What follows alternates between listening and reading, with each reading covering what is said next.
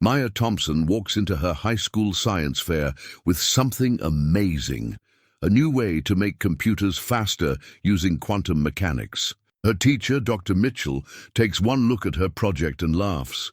"Perhaps you should try something simpler," he says with a smirk. The other students whisper and giggle. But Maya stands tall, remembering all the nights she spent working on this with her father. She takes a deep breath and looks Dr. Mitchell right in the eye.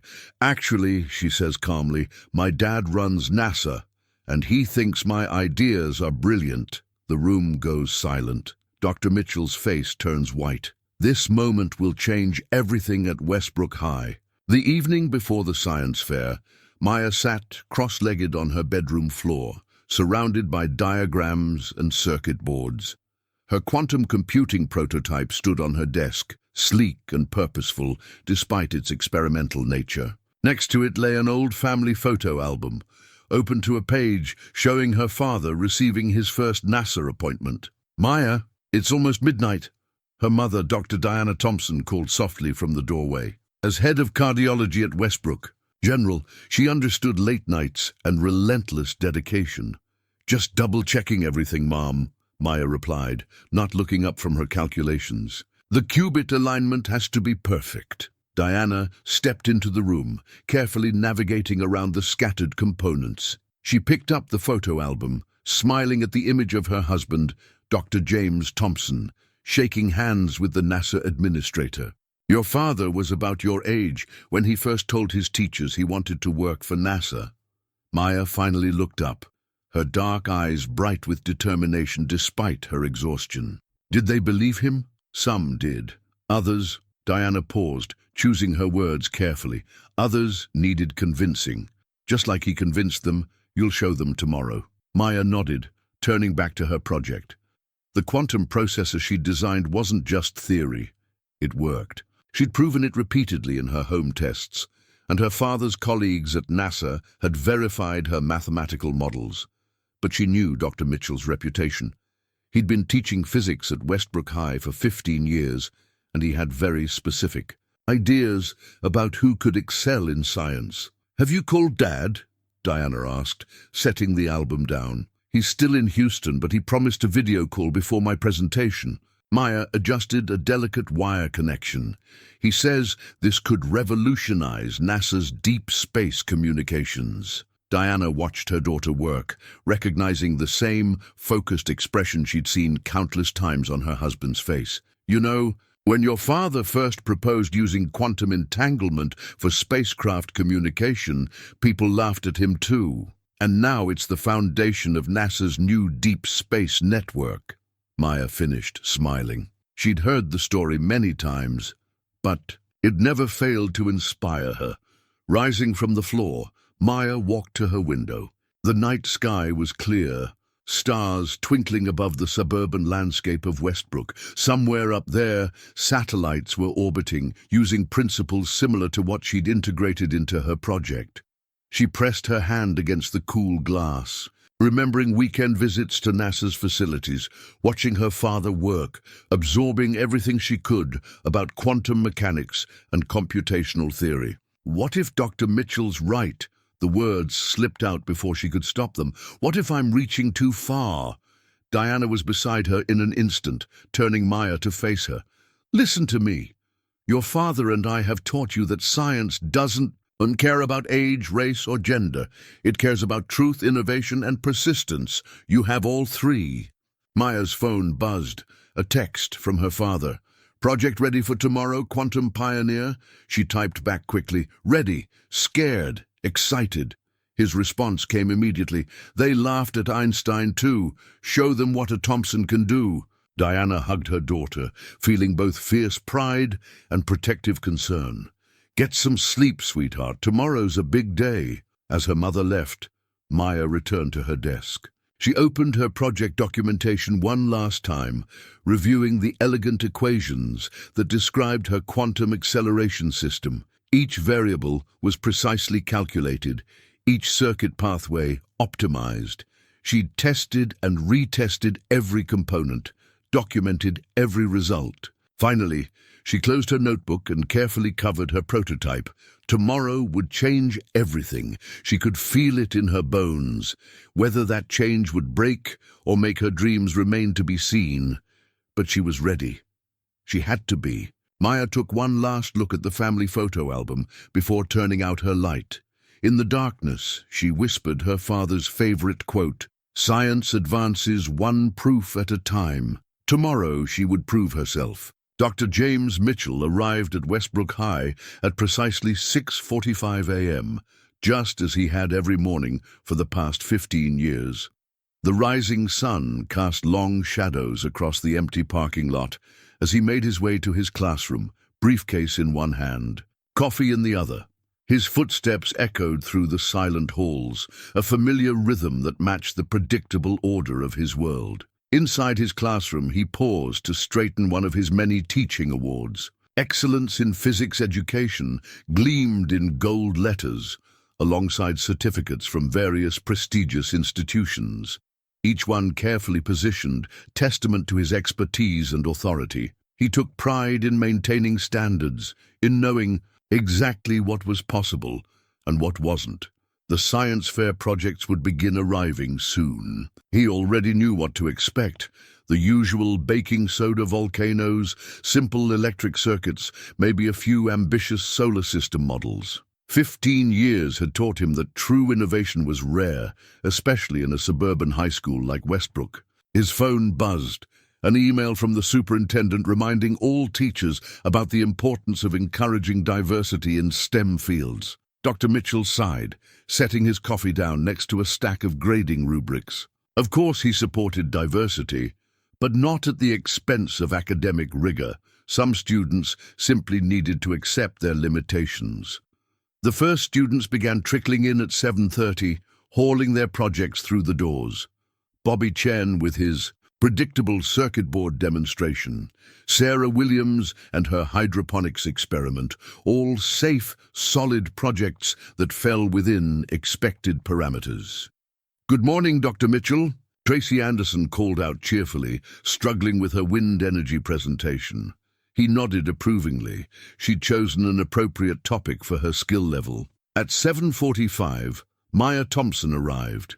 Dr. Mitchell watched as she carefully maneuvered her project through the door. The setup looked unnecessarily complex, with what appeared to be custom-built components. He frowned, making a note on his rubric. Ambition without foundation often led to disappointment. "Miss Thompson," he called out as she began setting up, "I trust you've prepared a clear explanation of your methodology?" "Yes, sir," Maya replied quietly, her focus on connecting delicate wiring. "I have full documentation of my quantum acceleration trials." Dr. Mitchell's frown deepened. Quantum acceleration, from a high school junior. He'd reviewed graduate theses on quantum computing during his own doctoral studies. The audacity of attempting such an advanced concept at this level was concerning. More students arrived, filling the room with nervous energy and excited chatter. Dr. Mitchell moved between the tables, offering brief comments and corrections. Each project fit neatly into his understanding of high school science capabilities, except for Maya's increasingly concerning display. Through his classroom window, he could see parents beginning to arrive, including Dr. Diana Thompson. He'd met her at parent-teacher conferences, a successful cardiologist who clearly encouraged her daughter's unrealistic ambitions. He made another note on his rubric. Sometimes the kindest thing a teacher could do was help students understand their natural limits. The clock struck 8 a.m., time for the presentations to begin. Dr. Mitchell stood at the front of the room, adjusting his tie and clearing his throat. "Welcome everyone to Westbrook High's annual science fair. We'll proceed in alphabetical order." His gaze fell on Maya's project once more. Soon enough, reality would provide its own lesson. Bobby Chen went first, his voice steady as he demonstrated his circuit board's capabilities. Dr. Mitchell nodded approvingly as Bobby explained the basic principles of electrical conductivity. This was proper high school science, clear, demonstrable, and appropriately scaled. Excellent work, Mr. Chen, Dr. Mitchell said, making a show of writing positive comments on his evaluation sheet. This is exactly the kind of project that demonstrates a solid understanding of fundamental principles. Maya watched from her station, noting how Dr. Mitchell's praise seemed carefully calibrated to establish what he considered the acceptable standard. Her hands nervously adjusted her project's display, double-checking connections that she'd already verified dozens of times. The presentations continued. Sarah Williams's hydroponic system drew appreciative murmurs from the audience, as she showed how different nutrient combinations affected plant growth. Dr. Mitchell's comments were measured but positive. Miss Williams has shown us how proper scientific methodology can be applied to practical problems. Tracy Anderson's wind energy presentation followed, complete with a working miniature turbine. When one of the parents asked about potential real-world applications, Dr. Mitchell stepped in before Tracy could answer. Let's keep our discussion focused on the demonstrated principles, rather than speculation about industrial applications. Maya felt her stomach tighten. She'd seen this pattern before. Dr. Mitchell carefully managing expectations, subtly reinforcing the limitations he believed appropriate for high school students. Her quantum acceleration prototype suddenly seemed to hum with possibility. Or maybe that was just her nervous energy manifesting. From her seat near the back, Dr. Diana Thompson watched the proceedings with growing concern. She recognized the subtle dynamics at play, having faced similar attitudes throughout her own career in medicine. Her phone buzzed silently, a message from her husband. "How's our quantum pioneer doing?" Before she could respond, Jenny Martinez began her presentation on solar power efficiency. Her project was well researched and clearly presented, but when she suggested possible improvements to existing solar panel designs, Dr. Mitchell's expression tightened. "While enthusiasm is commendable," he interjected, "we must be careful not to overstate our capabilities. Professional engineers have been working on these problems for decades." Maya's fingers traced the edge of her project documentation. Inside were pages of calculations and experimental results, verified by actual NASA scientists. She thought of her father's face when she'd first explained her theory, how his eyes had lit up with recognition of its potential. The room had grown warmer as more parents arrived. Dr. Mitchell paused the presentations briefly to open a window, and Maya could hear birds singing outside, an oddly peaceful counterpoint to her mounting anxiety. Her project's quantum processor sat quietly on her desk, its innovative design hidden beneath an unassuming exterior. Next up, Dr. Mitchell consulted his list. Kevin Phillips with his analysis of local water quality. Kevin's presentation was straightforward, showing how he'd tested water samples from different locations around Westbrook. Dr. Mitchell's approval was evident in his posture. This was science he understood, contained within boundaries he recognized. As Kevin finished, Maya realized she would be next. Her mother caught her eye from the back of the room, giving her a subtle nod of encouragement. Maya squared her shoulders, remembering her father's words about quantum entanglement and revolutionary ideas. "Thank you, Mr. Phillips," Dr. Mitchell said, making a final note on his evaluation sheet. "This is an excellent example of how to approach environmental science at the high school level." He glanced at his list, and Maya could see the moment he registered her name. His expression shifted almost imperceptibly. "Miss Thompson," he said, looking up, "I believe you're next." Maya walked to the front of the classroom, her project documentation clutched tightly in her hands. The quantum processor sat on her desk, its sleek casing betraying none of the revolutionary technology within. She could feel every eye in the room on her, especially Dr. Mitchell's skeptical gaze. "My project," she began, her voice clear despite her racing heart, "explores quantum acceleration in computing processes through a novel approach to qubit manipulation." Dr. Mitchell's eyebrows rose slightly. A few parents shifted in their seats, while some students exchanged confused glances. Maya took a deep breath and continued. "Traditional computers use bits that exist in either a 0 or 1 state. Quantum computers use qubits, which can exist in multiple states simultaneously through quantum superposition.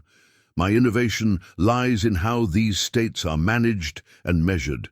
She gestured to her prototype. This processor uses a new method of qubit alignment that significantly reduces decoherence, one of the main challenges in quantum computing. I've achieved this through... Miss Thompson, Dr. Mitchell interrupted, his voice carrying that particular tone of patronizing concern she'd heard so many times before. Perhaps we should take a step back.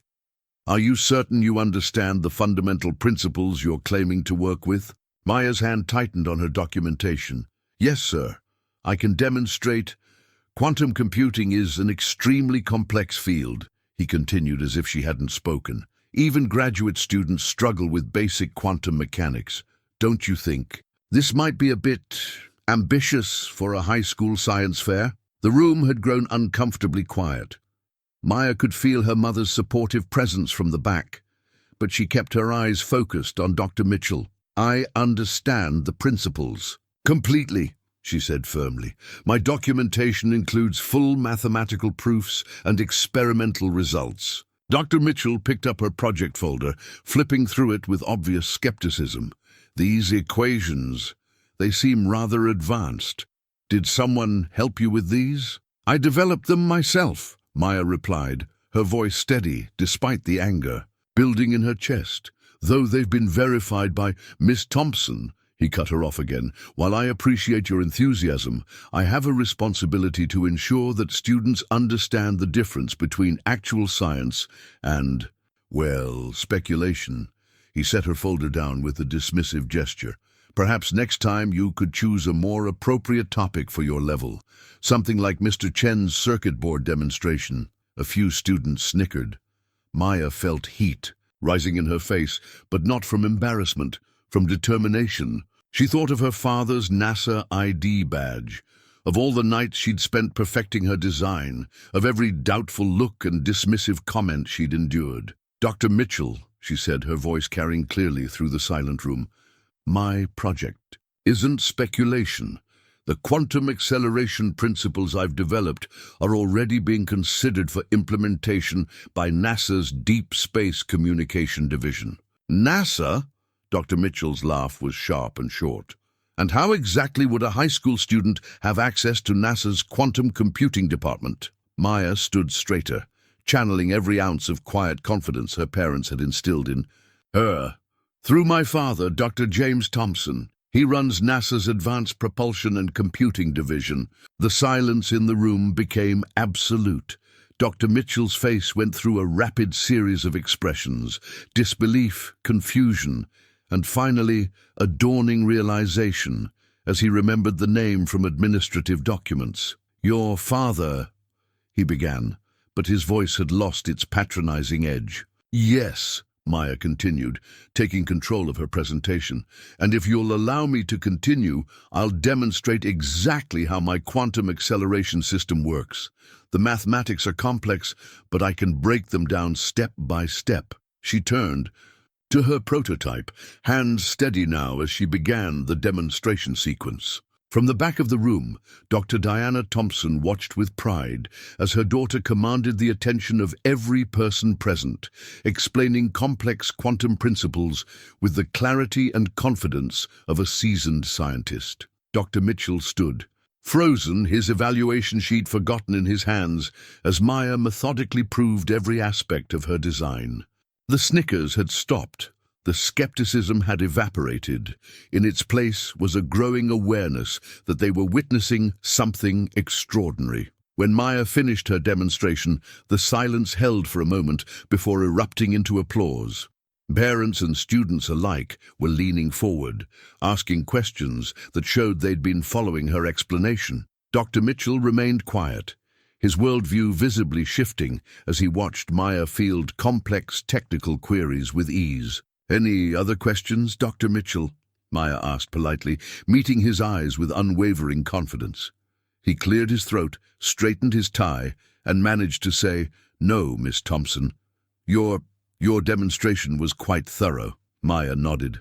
and began packing up her materials, knowing that everything had changed, not just for her, but for every student who would come after her. As she caught her mother's proud smile, her phone buzzed with a message from her father. "That's my quantum pioneer." The science fair continued, but nothing was the same after Maya's presentation. Students who had been scheduled to present after her kept glancing at their own projects with new eyes, some making last-minute adjustments to their presentations, others whispering among themselves about quantum computing and NASA. Samantha Wu, a sophomore with a keen interest in social media, had captured the entire exchange on her phone. Her fingers flew across the screen as she edited the video, adding captions to highlight key moments. "Wait until everyone sees this," she whispered to her lab partner. A teacher trying to shut down a black girl's quantum computing project only to find out her dad runs NASA. This is going viral. Principal Roberts appeared in the doorway, drawn by the unusual buzz of excitement emanating from the science fair. He noticed immediately that something had shifted in his normally orderly physics classroom.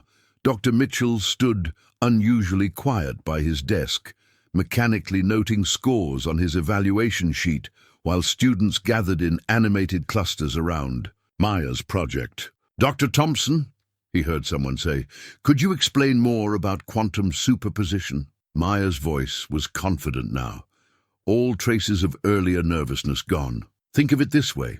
While classical bits are like coins showing either heads or tails, qubits are like coins spinning on their edge, existing in all possible states at once." "But how does that make computers faster?" another student asked.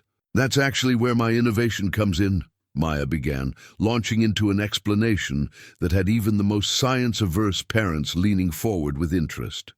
Dr. Diana Thompson watched from her position near the back, fielding texts from her husband. "Video call after school," she typed. "You'll want to hear about this in detail." The bell rang for first period, but nobody moved. Principal Roberts stepped fully into the room, about to remind everyone about the schedule, when his phone buzzed. The superintendent's office was calling. "Robert, have you seen what's happening on social media?" Samantha's video had already begun its journey across the internet. The carefully edited clips showed Dr. Mitchell's dismissive attitude, Maya's composed responses, and the dramatic revelation about her father. Comments were pouring in. "This is why we need to check our biases in STEM education. NASA dad for the win. Watch how quickly his attitude changed. Future of science right there." Back in the classroom, Maya was carefully packing up her prototype when Jenny Martinez approached her.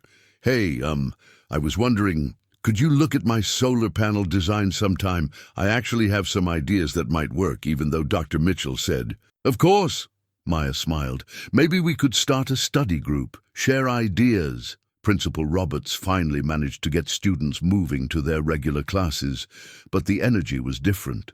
In every hallway, conversations buzzed about quantum, computing, NASA, and possibilities that had seemed out of reach just hours ago.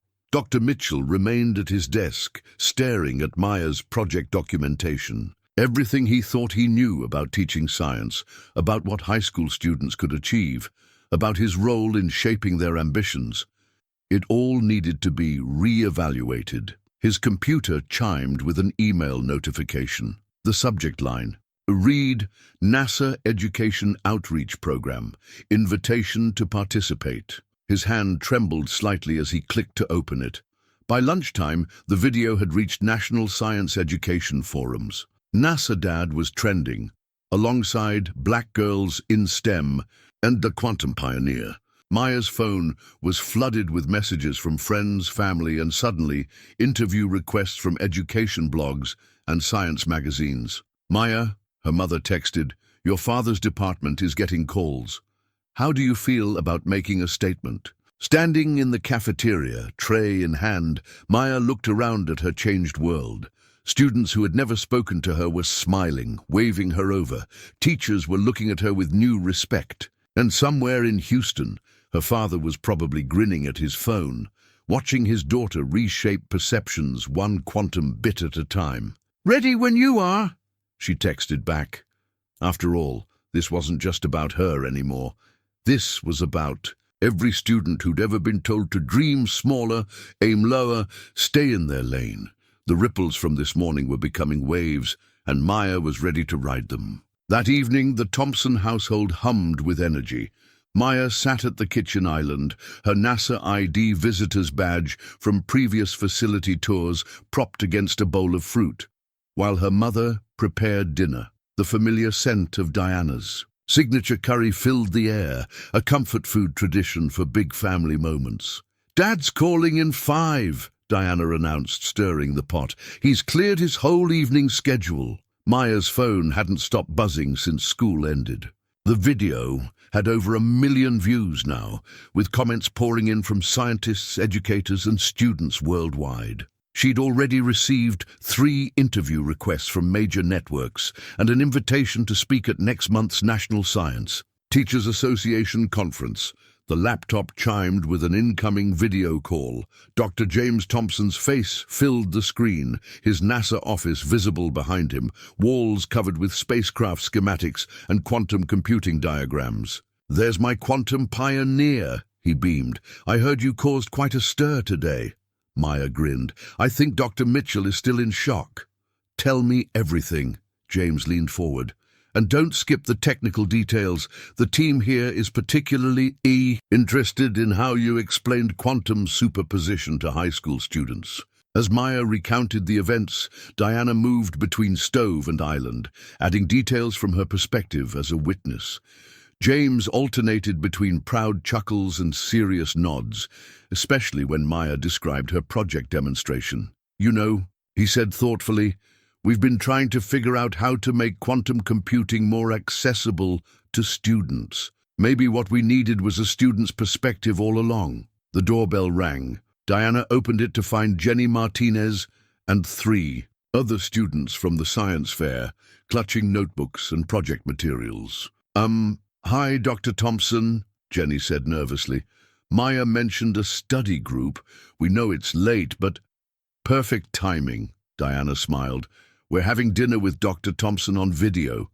Come in, there's plenty of curry." Soon, the kitchen island was surrounded by eager students, asking questions about everything from quantum mechanics to college applications. James answered patiently, occasionally turning technical questions back to Maya, reinforcing her expertise. "Dr. Thompson," Sarah Williams asked between bites of curry, "how did you know you could work for NASA? Like, when did you believe it was possible?" James's expression grew thoughtful. "I had a teacher tell me it wasn't realistic," he said, "that I should set my sights lower. But my parents had taught me something important. Science doesn't care what anyone thinks is realistic. It only cares what's true." Maya caught her mother's eye, remembering their conversation from the night before. The same words, echoing through generations. "That's why what happened today matters," James continued. "It's not just about proving one teacher wrong. It's about showing every student that their ideas deserve to be heard, tested, and taken seriously." Diana's phone buzzed. Another media request. "They want to do a feature on STEM families," she said, "focusing on how we've supported Maya's interest in science." "Speaking of support," James added, "the NASA education team wants to launch a new mentorship program. Maya, they're hoping you'll help design it. Who better to understand what young scientists need than someone who just fought this battle?" Maya looked around her kitchen, at her father's proud face on the screen, her mother's steady presence, her new study group eagerly taking notes. The NASA visitor's badge caught the light, and she remembered all those weekend visits, how each one had built her confidence, her knowledge, her determination. "Dad," she said, "I have some ideas about that program already. What if we—" The evening flowed with curry, calculations, and dreams of discovery. As her impromptu study group finally headed home, laden with leftover curry and quantum computing resources, Maya felt the weight of the day settle into something solid and meaningful. "You've started something bigger than you know," her father said before signing off. "Get some rest, quantum pioneer. Tomorrow's going to be another big day." Maya nodded, knowing he was right, but now she was ready for whatever came next. After All she had science on her side, and science didn't care what anyone thought was realistic. It only cared what was true. Principal Roberts sat in his office early the next morning, the school's policy manual open on his desk as he faced the superintendent and 2 board members on his video screen. The viral video had racked up over 2 million views overnight, and NASA Dad was still trending. "The optics are concerning," Board Member Chen said diplomatically. Dr. Mitchell's response to the students' project demonstrates exactly the kind of bias we've been working to eliminate. Superintendent Garcia leaned forward. "What's more concerning is that this isn't an isolated incident.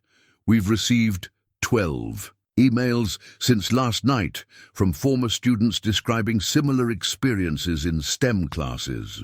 Principal Roberts glanced at the policy manual section on fostering inclusive STEM education. The guidelines seemed woefully inadequate in light of recent events. "Dr. Mitchell has requested a meeting," he said.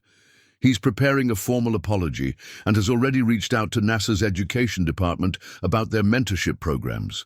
"That's a start," Board Member Williams replied. "But we need systemic changes. The Thompson girls' video has sparked a national conversation about bias in science education. We need to be part of the solution." A knock at the door interrupted them. Ms. Martinez, the Spanish teacher and diversity committee chair, entered with a thick folder.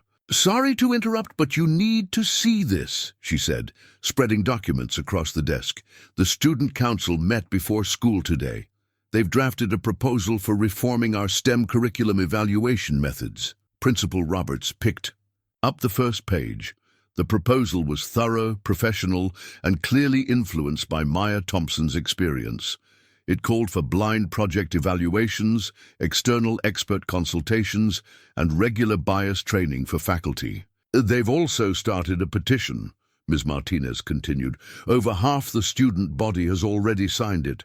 They're calling for the creation of an advanced innovation track in our science program." The superintendent's eyes narrowed with interest. "Who wrote this proposal?" "Jenny Martinez, my daughter, led the committee, but they consulted with Maya Thompson on the technical aspects. Apparently they were up late working on it over curry at the Thompson's house." Principal Roberts felt a headache forming. The situation was evolving faster than he could track. His phone buzzed with another media request, this time from a major education journal wanting to discuss systemic bias in STEM education. "There's more," Board Member Chen added. "The National Science Teachers Association has reached out. They want to use Westbrook High as a case study in their upcoming conference on inclusive STEM education." The superintendent sat back, a thoughtful expression crossing her face. "Maybe we should look at this as an opportunity rather than a crisis. We have a chance to be at the forefront of real change in STEM education." As if on cue, Dr. Mitchell appeared in the doorway, clutching his own copy of the school's policy manual. His usual confident posture was gone, replaced by something more reflective. "I've been reviewing our policies," he said without preamble. "They're outdated. We're still evaluating students based on assumptions that don't match current scientific capabilities. Maya Thompson's project proved that." The room fell silent.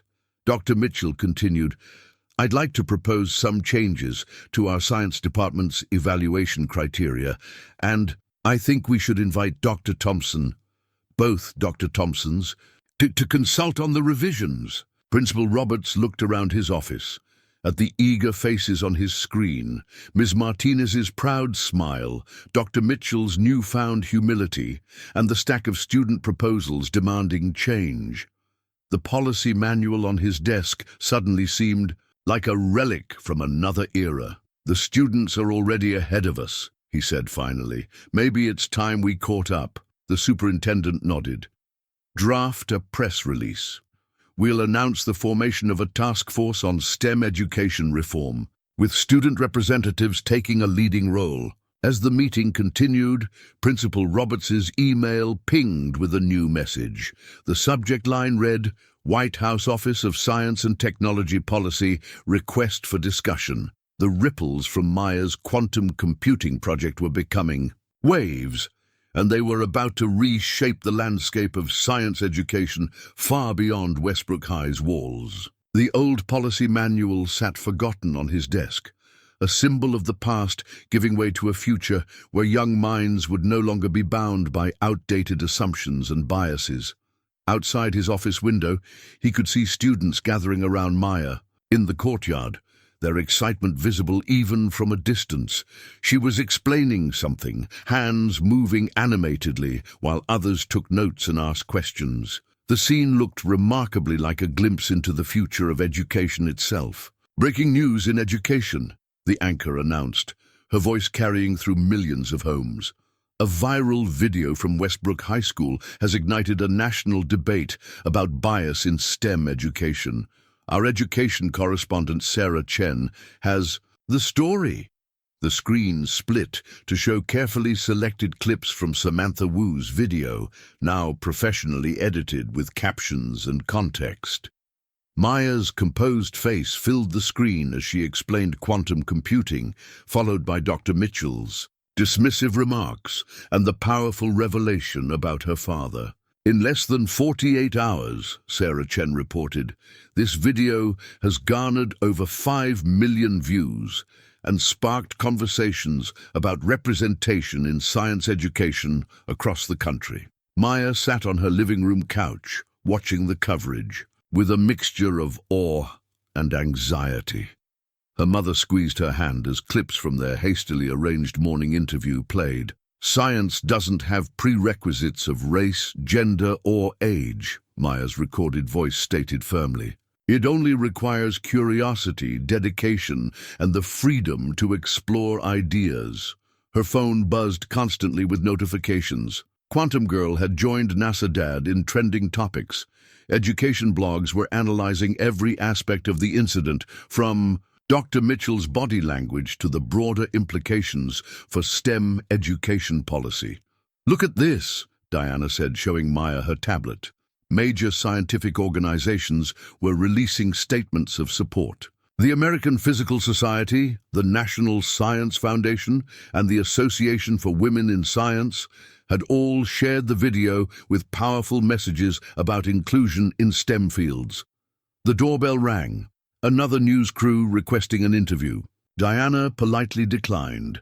Following their newly established media protocol, Maya's father had helped them develop it during a late-night strategy session, drawing from his NASA press experience. "We're being selective," Diana explained to the reporters.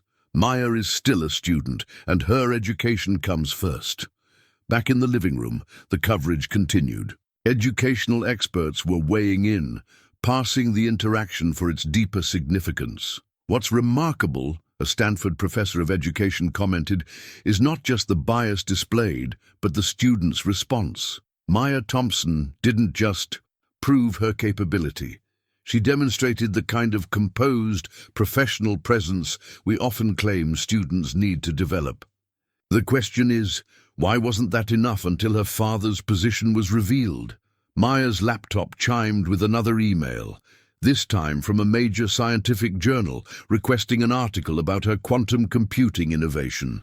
"They want me to write about the actual science," she said, surprised, "not just the viral moment." "Of course they do," Diana smiled. "Your work stands on its own merit.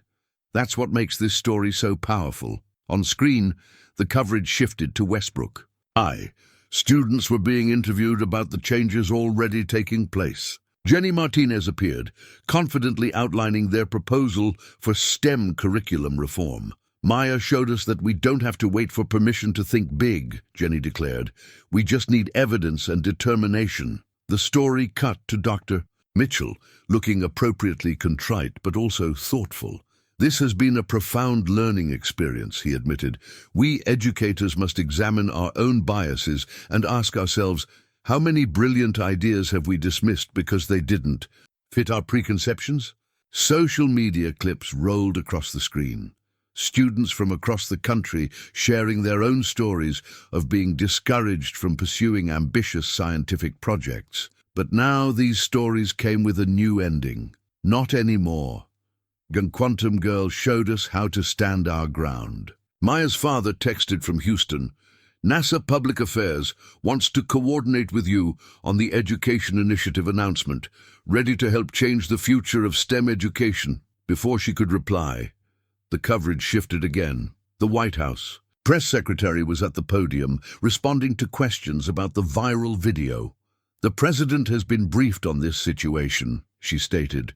It highlights exactly why this administration is pushing for increased funding in STEM education and diversity initiatives. We're actually hoping to speak with Maya Thompson and her family about participating in our upcoming science education summit. Diana muted the television as Maya absorbed this latest development. How are you holding up, sweetheart? Maya looked at her quantum computing documentation, still sitting on the coffee table. What had started as a science fair project was becoming something far bigger, a catalyst for change, a symbol of hope, a challenge to the status quo. I'm ready, she said, reaching for her laptop. Let's show them what's possible when we stop putting limits on dreams. The NASA press room buzzed with anticipation. Dr. James Thompson stood at the podium, Maya beside him, both wearing their NASA badges, his worn from years of service, hers newly minted with Special Advisor to Education Initiatives beneath. Her name. When my daughter first explained her quantum acceleration theory to me, James began, I didn't see a high school student. I saw a scientist. That's how NASA views talent. Not by age, race, or gender, but by the power of ideas and the evidence behind them. Cameras flashed as he continued, Today, NASA is proud to announce the Quantum Pioneer Initiative, a comprehensive program to identify and nurture emerging scientific talent in our schools. Maya stepped forward, her voice clear and confident. This program isn't just about quantum computing. It's about recognizing that groundbreaking ideas can come from anywhere, anyone, at any age. Every student deserves to have their innovations taken seriously. The NASA administrator joined them, holding up Maya's original project documentation. This work, he said, which a high school teacher initially dismissed, has already helped our quantum computing division refine their approach to qubit stability. Imagine how many other revolutionary ideas we might be missing by not listening to young voices. Reporters' hands shot up. Maya, how does it feel to go from being dismissed at a science fair to advising NASA? Honestly, Maya smiled. It feels like proof that we need to change how we evaluate scientific potential. My quantum computing project worked before anyone knew who my father was. The science was always valid. What needed to change was how it was perceived. From the audience, Dr. Mitchell watched with a complex mix of emotions. He'd been invited as part of NASA's broader initiative to work with educators on recognizing and nurturing talent. His recent public apology had transformed him into an unexpected ally in the fight against educational bias. Dr. Thompson, another reporter called out, how will NASA ensure this program reaches students who don't have parents in the scientific community? That's exactly why Maya insisted on being involved. In the program's design, James replied, the Quantum Pioneer Initiative includes a mentorship network, connecting students directly with NASA scientists. Every participating school will have direct access to our research facilities and expertise. Maya added, we're also establishing a blind submission system for student projects, where innovations are evaluated purely on their scientific merit before any personal information is revealed. The questions continued, but in the back of the room, something more important was happening. Jenny Martinez and her student delegation from Westbrook High were huddled with NASA's education team, already planning pilot programs for their school. Look at this proposal, a NASA scientist said, examining Jenny's solar panel innovations. With some refinement, this could significantly improve energy collection efficiency. Who told you this wasn't feasible? Jenny glanced at Dr. Mitchell, then straightened her shoulders. It doesn't matter anymore. What matters is what we do next. After the press conference, Maya found herself in her father's office, surrounded by the same spacecraft schematics she'd grown up studying. But now she saw them differently, not just as her father's work, but as part of a continuum of innovation she was helping to expand. "Dad," she said, examining a quantum communication diagram, "what if we combined my qubit stability approach with the Deep Space Network's entanglement system?" James grinned, already reaching for a marker. "Show me what you're thinking." As father and daughter worked, their markers squeaking on the whiteboard, Diana watched from the doorway. Her phone showed dozens of messages from medical colleagues, department heads, and hospital administrators eager to launch similar initiatives in medical education. "The quantum effect," one message read, "from one girl standing her ground to a revolution in how we nurture talent. This is how change happens." Through the office window, the NASA campus stretched out before them, rockets and research facilities gleaming in the Texas sun. Somewhere in those buildings, scientists were already implementing Maya's innovations, and in schools across the country, students were looking at their own projects with renewed confidence, ready to challenge any voice that tried to limit their potential. The revolution wasn't just about quantum computing anymore. It was about quantum possibilities, the superposition of talent and opportunity, waiting to be recognized and developed. And it had all started with one girl refusing to let her dreams be dismissed at a science fair. The Westbrook High auditorium was packed beyond capacity. Students sat in the aisles, lined the walls, and crowded the doorways. On stage, Jenny Martinez stood at the podium, leading the first-ever Student STEM Summit, broadcast live to schools across the country.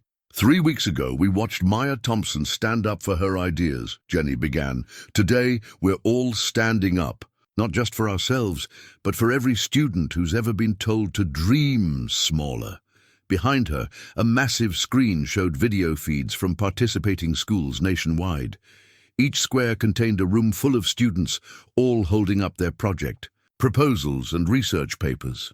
"The petition we're launching today isn't a complaint," Jenny continued. "It's a roadmap for change. We've collaborated with students from 50 states to create comprehensive guidelines for STEM education reform." Maya sat in the front row, her quantum computing project displayed alongside dozens of other innovative student projects. Each one had been previously dismissed or discouraged, but was now being re-evaluated under the new NASA guidelines. "We're not asking for easier standards," a student representative from Chicago declared through the video feed. "We're demanding the right to be challenged, to push boundaries, to fail and try again without being told we're reaching too high." The student proposals were revolutionary in their simplicity. Blind project evaluations, expert mentorship networks, and most importantly, a complete overhaul of how appropriate student work was defined. "Look at what Maya's quantum computing project proved," a student from Oakland added. "The only limit to our capabilities is the box others try to put us in." Dr. Mitchell, sitting quietly in the back, watched as student after student presented examples of innovative projects they'd been afraid to pursue. A sophomore from Miami had developed a new approach to coral reef restoration. A freshman from Seattle had designed an AI system for early wildfire detection. "These aren't just science fair projects," Jenny emphasized. "These are solutions to real-world problems. Solutions that might have been lost if we'd listened to those who said we were too young, too ambitious, or too different to succeed." The summit had drawn attention from more than just educators. Industry leaders and research institutions had sent representatives, many already offering internships and research opportunities to students whose projects showed promise. "The quantum pioneer effect is real," a MIT admissions officer commented during the panel discussion. "We're seeing a surge in ambitious research proposals from high school students who say they were inspired by Maya's story." Social media was ablaze with the hashtag #NoMoreLimits, as students shared their own stories of overcoming academic dismissal. The movement had taken on a life of its own, spreading from STEM to other fields where young voices had traditionally been silenced. But this isn't just about individual success stories, Jenny reminded the audience. We're creating a support network. Every student who breaks through a barrier reaches back to help the next one up. To demonstrate, she introduced a mentorship matching system they developed. Students with successful projects were paired with younger students just starting their research. Maya had already been mentoring a group of middle school girls working on quantum encryption protocols. The most powerful thing Maya taught us wasn't about quantum computing, a sophomore from Houston shared. It was that when they say, "you" and "can't," the correct response is, "watch me." As the summit concluded, students began signing the National Petition for STEM Education Reform. The document, professionally drafted with input from education experts and civil rights attorneys, called for specific, actionable changes in how student research was evaluated and supported. "This is just the beginning," Jenny announced as thousands of signatures poured in. "Next month, we're taking our proposals to Congress. They want to talk about the future of STEM education. Well, the future is right here in this room." Maya looked around the auditorium at all the faces bright with purpose and possibility. Her quantum computing project sat among the displays, no longer just a science fair entry, but a symbol of what could happen when talent met opportunity and refused to back down. The revolution wasn't just about science anymore. It was about students discovering their own power to change the systems that had tried to limit them. As the summit ended with a standing ovation, Maya knew that this was more than just a movement. It was a transformation of what was possible when young minds were finally given the space to soar. Dr. Mitchell sat alone in his classroom after hours, his resignation letter open on his laptop, cursor blinking at the end of an unfinished sentence. Around him, the walls that had once displayed only his teaching awards now featured photographs from the Student STEM Summit and printouts of innovative student projects. He picked up Maya's original project documentation, which she'd let him keep as a reminder. His dismissive comments were still scrawled in red ink along the margins, each one now a testament to how thoroughly he'd failed to see beyond his own biases. "Still here?" Principal Roberts appeared in the doorway. The NASA education team sent over their draft guidelines for the new evaluation protocols. "They'd like your input." "My input?" Dr. Mitchell laughed quietly. "I'm the cautionary tale in their training videos." "You're more than that now," Roberts said, pulling up a chair. "You're the example of how educators can change. That matters, too." Dr. Mitchell minimized the resignation letter and opened his email.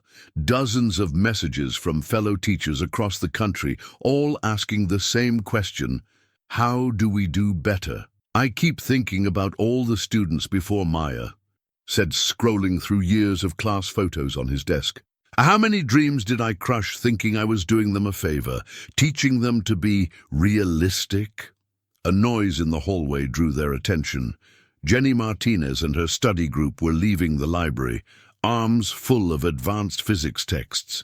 They'd been working on her solar panel innovations, now with proper mentorship from NASA engineers. "Dr. Mitchell," Jenny called out, "we were hoping to run something by you tomorrow.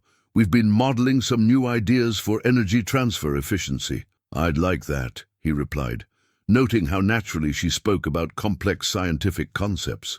Now, no more hesitation, no more qualifying her ambitions.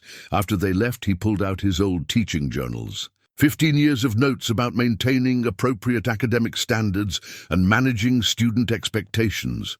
The words tasted bitter now. "I wanted to protect them," he said quietly. "I thought if I could keep them from reaching too high, they wouldn't experience failure and disappointment. But I was really just protecting my own limited view of what was possible." Principal Roberts nodded toward the NASA guidelines on his desk. "So help us build something better." Dr. Mitchell opened the document and began reading.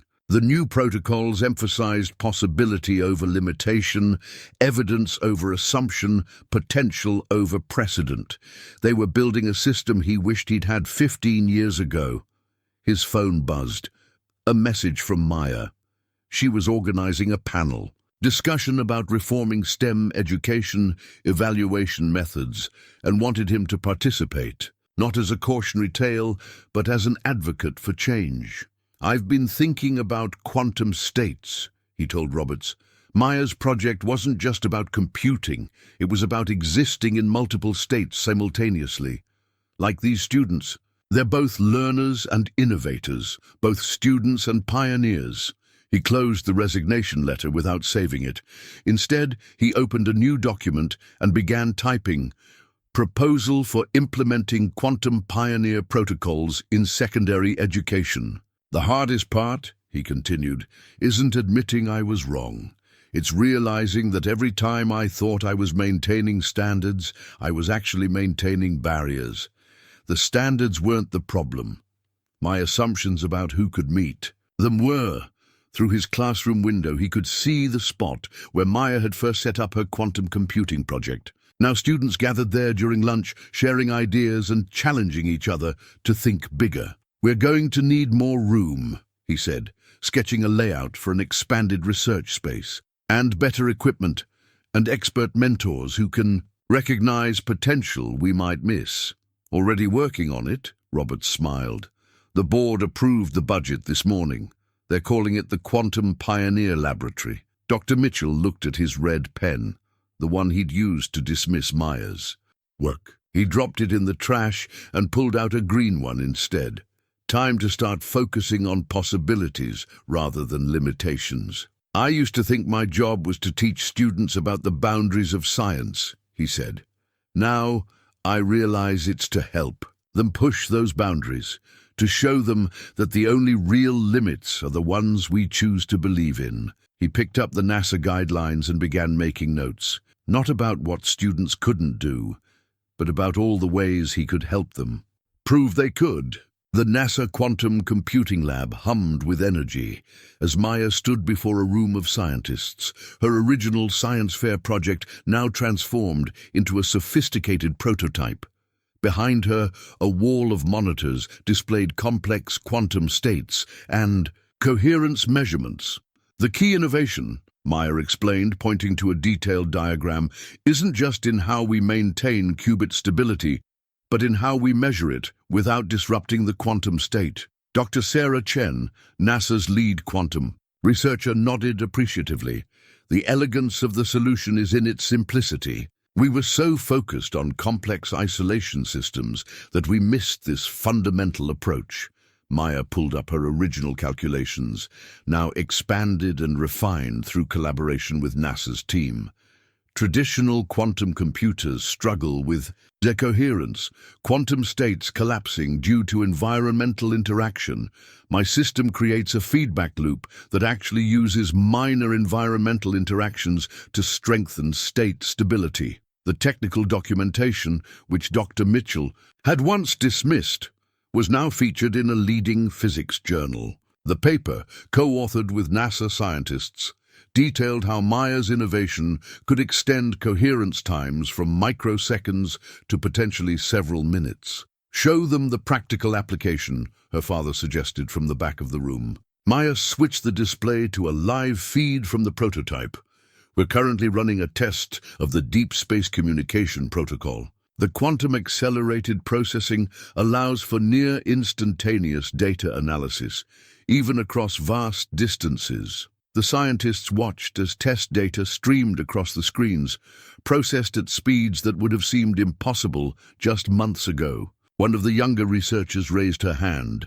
"The interference pattern here," she pointed, "it's not random noise, is it?" Maya smiled.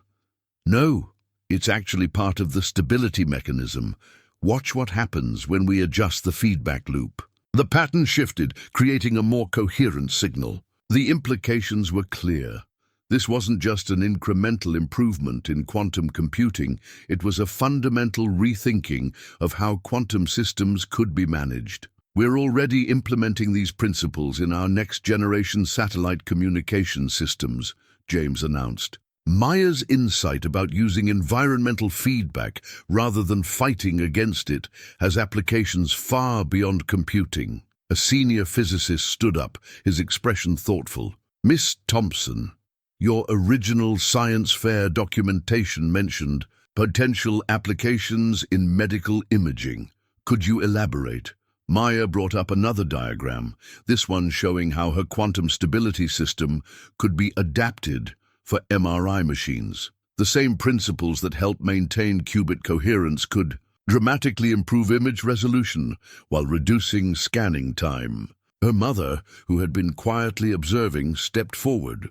We're actually beginning trials at Westbrook General next month. The medical applications alone could revolutionize diagnostic capabilities. The presentation continued as Maya walked them through the technical specifications, answering complex questions with the same confidence she'd shown at the science fair. But now, instead of facing skepticism, she was met with genuine scientific curiosity and collaboration. The most exciting part, she concluded, is that this is just the beginning. By stabilizing quantum states more effectively, we're opening doors to applications we haven't even imagined yet. After the presentation, as scientists gathered around the prototype for a closer look, Dr. Chen pulled Maya aside. You know what impresses me most, she said. Not just the science, though, that's remarkable. It's how you've documented everything. So clearly that other researchers can build on your work. That's real scientific leadership. Maya watched as researchers began discussing potential applications in their own fields, everything from climate modeling to pharmaceutical development. Her quantum innovation was evolving beyond her original concept, growing through collaboration and peer review. Your father tells me you're planning to publish a simplified version for high school students, Dr. Chen added. Yes, Maya nodded. With examples and experiments they can actually try. Science shouldn't be a black box that only certain people can open. The prototype continued its calculations in the background, stable qubits maintaining their coherence far longer than conventional wisdom had thought possible. Just like Maya herself, it was defying expectations and rewriting the rules of what could be achieved. The Westbrook School Board meeting room was filled beyond capacity as Superintendent Garcia presented the new district-wide STEM evaluation guidelines. The document's title slide displayed prominently the Quantum Pioneer Protocol, Reimagining Scientific Education. These changes aren't just about policy, Garcia began, gesturing to the thick binders before each board member. They're about transforming how we recognize and nurture scientific talent. The guidelines represented months of collaborative work between educators, students, and scientific institutions. Maya sat in the front row beside Jenny Martinez, watching as their initial proposals evolved into official policy. First, Garcia continued, all student research projects will undergo blind evaluation. No names, no grades, no presumptions, just the science itself. Dr. Mitchell, now heading the implementation committee, stepped forward. We've already tested this approach in 3 schools. The results are remarkable. We're seeing innovative proposals from students who previously never volunteered for advanced projects. The presentation shifted to concrete examples. A sophomore's theoretical physics paper that might have been dismissed as too ambitious was now being reviewed by university professors. A freshman's environmental engineering project had attracted attention from local industry leaders. But blind evaluation is just the beginning, Garcia explained. We're restructuring our entire approach to STEM education. The new framework included direct mentorship connections with research institutions, regular expert review of student proposals, funding for advanced equipment and materials, professional development focusing on recognizing and nurturing innovation, student representation on curriculum development committees.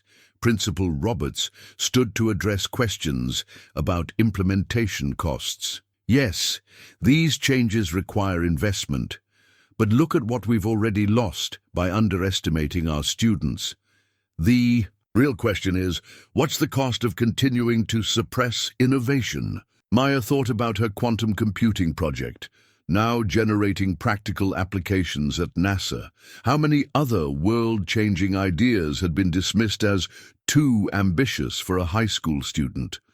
We're also announcing partnerships with major universities and research institutions, Garcia continued.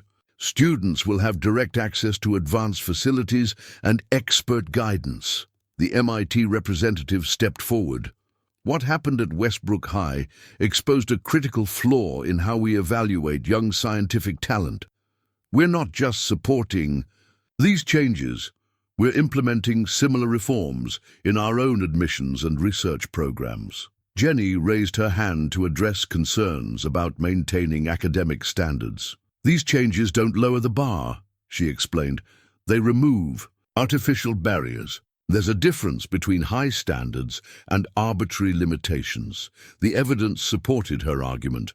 Since implementing preliminary reforms, Westbrook High had seen a 300% increase in students pursuing advanced research projects.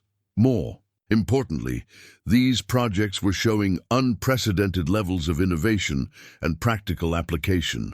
Let me be clear, Superintendent Garcia emphasized. This isn't just about finding the next Maya Thompson. It's about creating an environment where every student's potential is recognized and supported. Dr. Mitchell shared data from his own classroom. Under the old system, I would have dismissed half of these projects as too advanced for high school students. Now I'm watching those same students make breakthroughs that challenge graduate-level assumptions. The changes weren't limited to science and mathematics. The arts department had adopted similar blind evaluation protocols, leading to a surge in experimental projects and cross-disciplinary collaboration. The Quantum Pioneer Protocol isn't just a set of guidelines, Garcia concluded. It's a fundamental shift in how we think about student capability.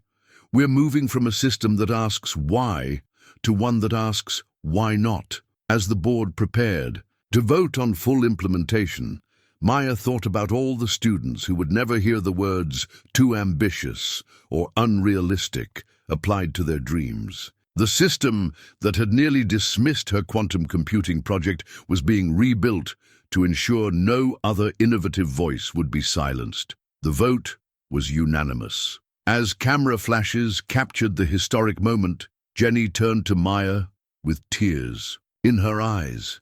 "It's really happening," she whispered.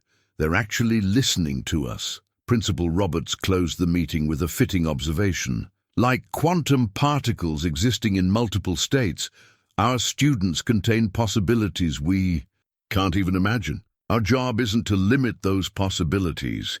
It's to create the conditions where they can be realized. Outside the boardroom, students gathered around a live stream of the proceedings erupted in cheers.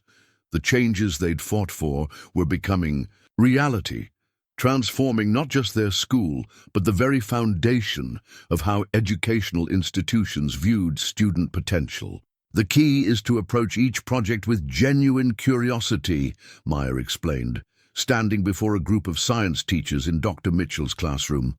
"The moment we think we know the limits of what students can achieve, we've already failed." "Them," Dr. Mitchell nodded, adding his own perspective. "I spent 15 years teaching physics by defining boundaries. Now I realize our role is to help students push past them." The two had become an unexpected but effective team, traveling to schools across the district to train teachers on the new Quantum Pioneer Protocol. Their joint presentation carried special weight. The student whose innovation was dismissed and the teacher who had dismissed it, now working together to change the system. "Dr. Mitchell," a young teacher raised her hand, "how do you evaluate projects that seem beyond your own understanding?" "That's exactly where I failed before," he admitted. "I assumed that if I couldn't fully grasp a concept, a high school student couldn't either. Maya taught me that sometimes students surge ahead of us precisely because they don't know what's impossible." Maya pulled up her original quantum computing documentation. Look at these initial calculations. They weren't wrong. They were just different from the traditional approach. That's what innovation looks like. The teachers gathered around, examining how Maya's project had been evaluated under both the old and new systems. The contrast was striking. The difference, Dr. Mitchell explained, isn't just in the evaluation metrics. It's in the fundamental assumption about student capability. Under the old system, I was looking for reasons why this couldn't work. Now, we look for possibilities of how it could. During the lunch break, Maya found Dr. Mitchell in his classroom, rearranging the displays. His teaching awards now shared wall space with student research posters, including her quantum computing diagram. "I've been meaning to ask you something," he said, adjusting a frame. "The quantum stability principle you developed, about using environmental feedback instead of fighting it. I think there's a lesson there for education too." Maya smiled, understanding the parallel. "Instead of trying to isolate students from challenge, we create systems that help them grow stronger through engagement." Exactly. Every time we tell a student their dreams are too ambitious, we're really just exposing our own limitations. They work together, preparing materials for the afternoon session on project evaluation techniques. The process they'd developed combined rigorous scientific standards with openness to unexpected approaches. "You know what still amazes me?" Dr. Mitchell said, reviewing a recent student proposal. "Not just the innovation I almost dismissed, but all the other breakthroughs that might have been lost if you hadn't stood your ground that day." Maya paused, considering. It wasn't just about standing ground. It was about proving that the science was sound. That's what changed minds, not my father's position, but the evidence that supported my work. The afternoon session focused on practical implementation.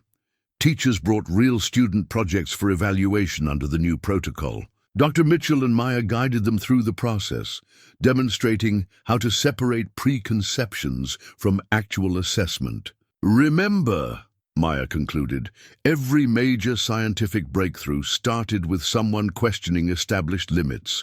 Our job is to make sure those questions get asked." As the teachers filed out, energized and slightly overwhelmed, Dr. Mitchell turned to Maya. "I keep thinking about quantum superposition, how particles can exist in multiple states until observed. Maybe students are like that too, containing all these possibilities until someone takes the time to really see them. And, like quantum entanglement," Maya added, "once these connections are made between student and mentor, between innovation and opportunity, they can span any distance." The classroom that had once been a place of limitation had transformed into an incubator for possibility. Where Dr. Mitchell had once dispensed knowledge from on high, he now collaborated with students, learning as much as he taught. "We're building bridges," he said, "not just between teachers and students, but between what is and what could be." Maya gathered her presentation materials, glancing at her quantum computing project still displayed proudly on the wall. "That's the real quantum leap," she smiled, "not just in computing, but in how we view potential itself." The NASA Mission Control Center buzzed with a different kind of energy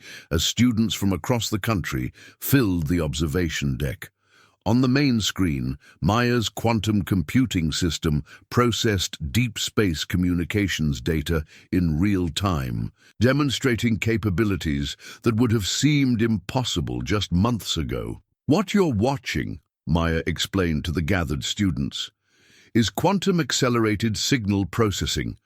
The system is currently handling communications from 3 deep space missions simultaneously with virtually no lag." Dr. James Thompson stood beside his daughter, beaming with pride as she fielded complex technical questions from eager young scientists. Each student wore a special visitor's badge marked with Quantum Pioneer Program, the first cohort of a new NASA initiative. The breakthrough wasn't just technical, Maya continued, pulling up her original science fair documentation. It was conceptual. We stopped fighting quantum decoherence and started working with it. Sometimes the best solutions come from challenging our basic assumptions. Jenny Martinez raised her hand from the front row. Her solar panel innovation had earned her a spot in the program, and NASA engineers were already incorporating her efficiency. Improvements into new satellite designs. How did you know your approach would work when everyone said it wouldn't? Maya smiled, remembering the science fair. I didn't know it would work. I just knew the math was solid and the theory was sound. That's all science really needs. Evidence and the courage to follow where it leads. The tour moved to the quantum computing lab, where Maya's prototype had evolved into a sophisticated system. Dr. Sarah Chen, now heading the implementation team, demonstrated how the technology was being adapted for various NASA projects. Maya's innovation didn't just solve one problem, Dr. Chen explained. It opened up entirely new possibilities.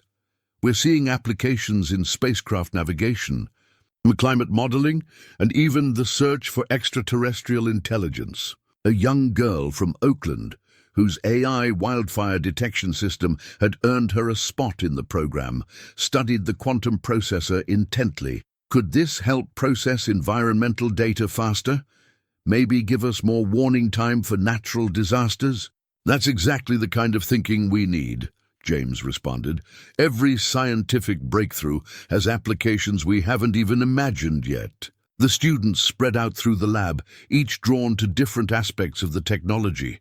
Maya moved among them, answering questions and encouraging their ideas, no matter how ambitious they seemed. The quantum stability principle you developed, a MIT-bound senior asked, could it be applied to quantum memory storage? Why don't we find out? Maya replied, pulling up a whiteboard. Soon they were deep in calculations, other students gathering around to contribute ideas.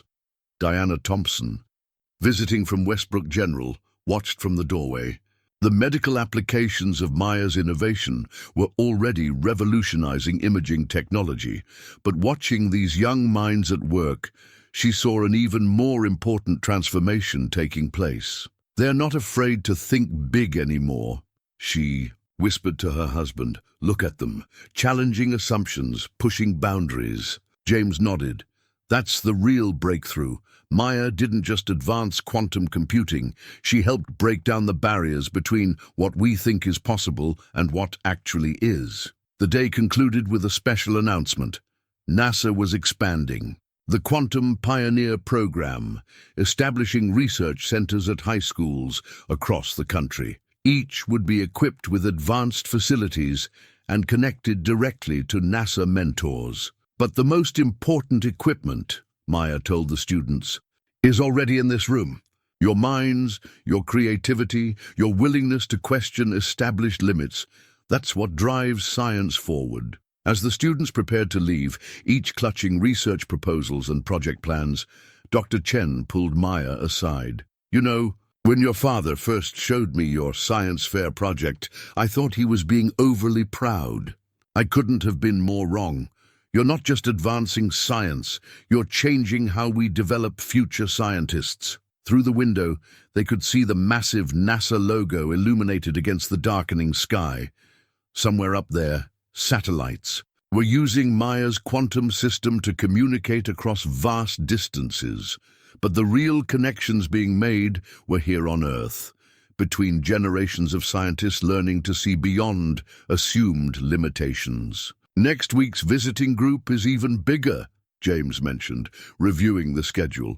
Word's getting out about what we're doing here. Maya watched as the students boarded their buses, already deep in discussions about their projects. Each one carried a piece of the future, not just in their technical innovations, but in their newfound confidence to challenge any voice that said impossible. That's the thing about quantum possibilities, she said, echoing words she'd once used to explain her project. They exist in multiple states until someone has the courage to look for them. These students just needed someone to show them how to look. The auditorium at Westbrook High had been transformed. Where there were once simple science fair tables, now stood state-of-the-art research stations. The newly established Quantum Pioneer Laboratory gleamed with equipment that would have looked at home, at NASA itself. Maya stood at the podium, addressing a room filled with educators, students, and industry leaders from across the globe. Behind her, a wall-sized screen displayed live feeds from similar facilities being launched in schools worldwide. 6 months ago, this was just a regular high school science lab, she began. Today, it's part of a global network of student research centers. But the real transformation isn't in the equipment. It's in how we view student potential. Dr. Mitchell, now serving as Director of Innovation Programs, stepped forward to present the first year's results. The statistics were staggering. A 500% increase in advanced research proposals, dozens of patents pending, and unprecedented collaboration between high school students and professional scientists. What Maya taught us, he explained, is that innovation doesn't check ID cards. It doesn't care about age or grade level. It only cares about ideas and evidence. Jenny Martinez, fresh from presenting her solar technology at a major energy conference, shared how the program had evolved beyond its STEM origins. We're seeing cross-disciplinary projects that combine science with art, music with mathematics, social issues with technological solutions. The evidence was on display throughout the building. In one classroom, students were using quantum computing principles to analyze musical patterns. In another, artists collaborated with physicists to create visualizations of complex scientific concepts. The quantum pioneer effect, Maya continued, isn't just about science. It's about recognizing that artificial barriers between disciplines, like artificial limits on student capability, only hold us back. Principal Roberts announced the next phase of the program, a partnership with major tech companies to provide advanced research opportunities for students from underserved communities. We're not just breaking down barriers in science, he declared. We're breaking down barriers to access. Diana Thompson shared how the medical community had embraced the movement. Hospitals across the country were now running student research programs, leading to breakthroughs in everything from diagnostic imaging to patient care protocols. My daughter's quantum computing innovation showed us something crucial, she said. When we stop telling young minds what they can't do, they show us what's actually possible. The impact was spreading beyond academia. Industry leaders reported a fundamental shift in how they viewed young talent.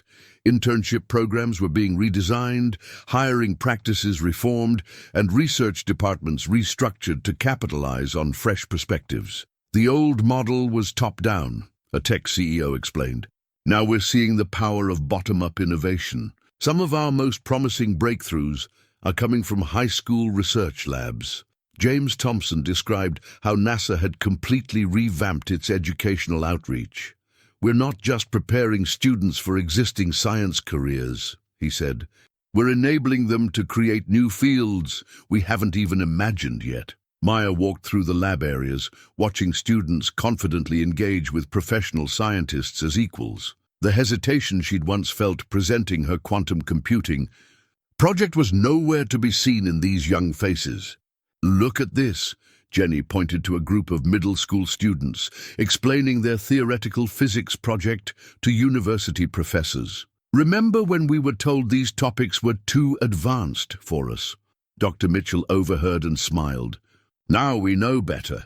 The only real limit is our willingness to listen and learn from anyone at any age. The day concluded with the announcement of a new international science fellowship, named the Thompson Mitchell Award for Revolutionary Innovation. The first recipient was a 14-year-old from Brazil whose work on environmental restoration had caught the attention of global climate scientists. This isn't just about individual success stories, Maya emphasized in her closing remarks. It's about creating a new normal, where every student knows their ideas deserve to be heard, tested, and taken seriously. As the crowd dispersed, Maya found herself back in the original science classroom where it all began. The spot where her quantum computing project had stood was now marked with a plaque. Here began a revolution not in physics but in possibility. Dr. Mitchell joined her, both of them reflecting on how far things had come. "You know what the best part is," he said. "We're just getting started. Every day, somewhere in the world, another student is refusing to accept artificial limits." Through the window, they could see the next generation of quantum pioneers heading home, carrying not just advanced research projects, but the confidence to challenge any voice that said, "Impossible." "That's the real quantum leap," Maya smiled. "Not just in what we can compute, but in what we can become." 1 year to the day after Maya's quantum computing presentation, the Westbrook High Science Fair looked very different. The gymnasium buzzed with energy as students confidently presented projects that would have seemed impossible just 12 months ago. Maya walked through the displays, now as a mentor rather than a participant. Her quantum computing innovation had evolved into a cornerstone of NASA's deep space communications. But here, watching young scientists fearlessly pursue their ideas, she saw her true legacy. "Ms. Thompson!" called Samira Chen, a freshman whose theoretical physics project challenged conventional understanding of dark matter. "Could you look at my calculations? I think I've found something unexpected." Maya smiled, remembering her own mixture of excitement and uncertainty a year ago.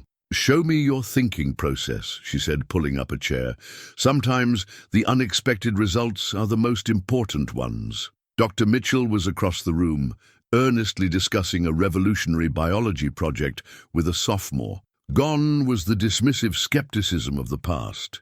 Now he approached each project with genuine curiosity, eager to learn from his students. "Maya," he called out, "you need to see this. Sarah's developed a new approach to cellular regeneration that could revolutionize wound healing."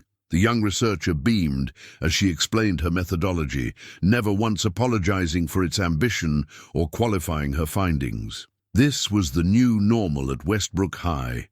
Students who didn't ask permission to innovate, they simply did. Principal Roberts moved through the crowd with a documentary crew, filming for an upcoming special on the Quantum Pioneer program's global impact. "1 year ago," he told the camera, "we thought we were just hosting a science fair. Instead, we witnessed the beginning of an educational revolution."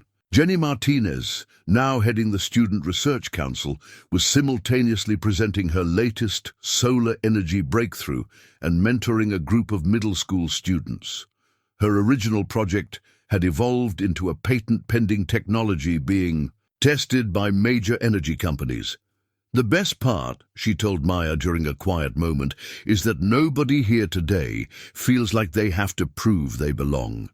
They already know they do." Dr. Diana Thompson arrived with a group of medical students who had been inspired by the program to rethink their approach to research. "Remember when we worried about you reaching too high?" she asked Maya. "Now we understand there's no such thing." The science fair's judges included Nobel laureates and industry leaders, but they weren't there to evaluate projects from on high.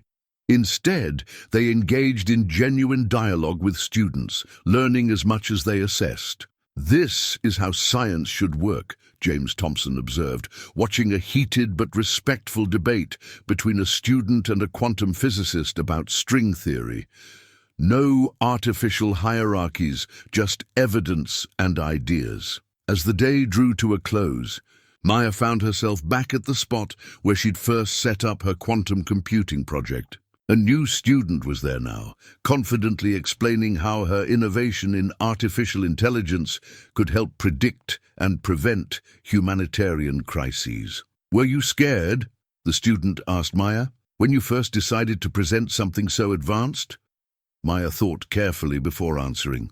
"I was scared of being dismissed," she said, "but I was more scared of not trying. Sometimes that's all the courage you need, just enough to try." Dr. Mitchell joined them, adding, "And sometimes all we educators need is the courage to listen, to admit we might not know everything, to learn from our students."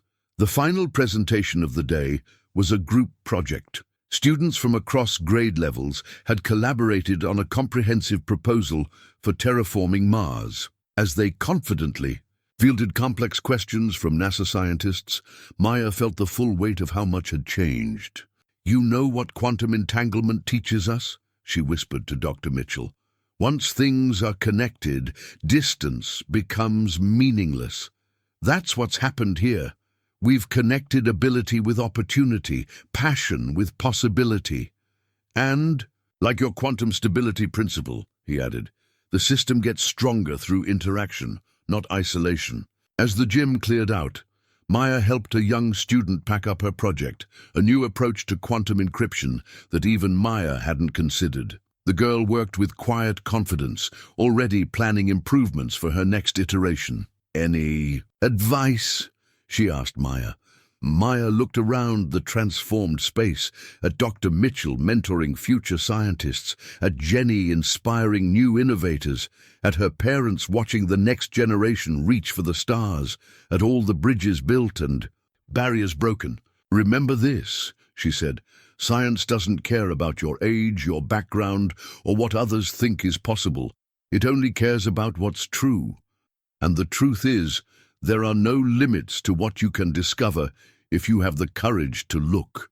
The quantum computing project that had started it all was now in a museum, but its real impact wasn't in the technology it sparked. It was here, in every student who would never hear the words too ambitious or unrealistic again. The revolution that began with one girl refusing to limit her dreams had become a self-sustaining reaction, generating new possibilities with each passing day. In quantum mechanics, observation changes reality. At Westbrook High, they had learned to observe potential instead of limits, possibility instead of barriers. And that change, like the quantum effects Maya had first explored, would continue to ripple outward, touching lives and transforming futures in ways they had only begun to imagine.